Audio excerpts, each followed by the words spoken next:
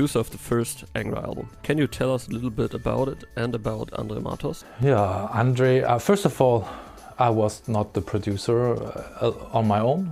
I mean, the main producer was actually Charlie. We did it as a team, Charlie Bauerfeind and me. That was the first bigger album we worked on together with Angels Cry. And it was very, we had very good times doing that. And I wasn't mixing back in the day, so he did the mix. And we both together we did the artistical production and the recording, engineering and stuff like this. And I worked on the keyboards a lot. So yeah, that was my job, and recorded Andre and stuff like this as well. I mean, I basically recorded all instruments. We shared the recordings on all instruments in a way, and yeah, it was a good time. And yeah, first time I met Andre, there was like this chemistry from the very beginning on. He was somebody I could really talk to. We had long talks until the mornings after the recordings, and sometimes we were sitting there still 8 in the morning, because we used to record at night a lot also, and then talking about the music we love and what we are, how we see ourselves in the future. And it would be great to one day to do something else, a little bit outside the metal, because we also used to listen to stuff that is not metal necessarily, and so we always wanted to do an album like that. And so this idea of Virgo that we did later on was already born back when we did the recordings for the first album. And yeah, and it was, I always had good times with Andre. He was a guest in my house for many times and long times. So he spent probably, I don't know, 1.5 years in my house combined. And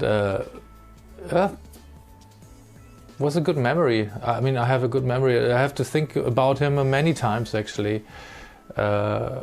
Especially nowadays, there's still stuff in my apartment that reminds me to him and that he brought with him, or I don't know, I just look outside the window, sometimes we talk about him. I remember Andre like coming down there with his morning suit, like wandering around in the garden, collecting snails and stuff like this.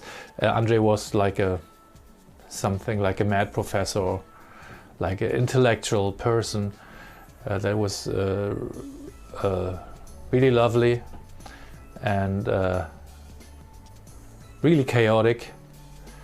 The way we worked was, I mean, he really liked to sleep long, and sometimes I had to wait forever until he would be able to start working, because he had to do his stuff. And it was a good time, funny time, and I really love remembering all those tales of ourselves when being together. It's like many things to talk about. I mean, I could talk for hours about him, and we do that sometimes. I mean, for example, Miro and I, we sit down and we talk about Andre, and there's a lot of stories and a lot of stuff. And I really liked him as an artist too.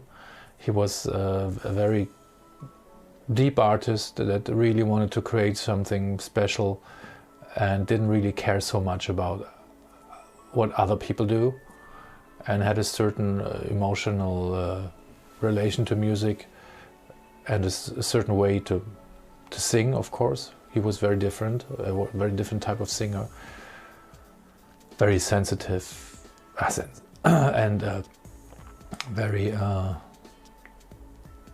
yeah, he could really, he had a lot of control about his voice. He didn't have the typical rock voice that some people maybe prefer, but he had a very special voice, and a big impact in my life as well. I have to say, really miss him. And the last years we didn't see so much, and we always talked. I mean, I saw him a couple of days before he passed away. We played together in Brazil, and we talked. And it was very cool to talk to him. And he said, as he said a couple of years before, I will drive down to Wolfsburg with my Volvo from Sweden and visit you together with my son. And I said, yeah, you gotta do this time. You promised already. And yeah, he asked me some things. Is this still there? This still there? I have to show this to my son. I said, yeah, of course, you gotta come by. And unfortunately, it didn't happen. And I was very shocked about the news. And yeah, I hope he's doing fine.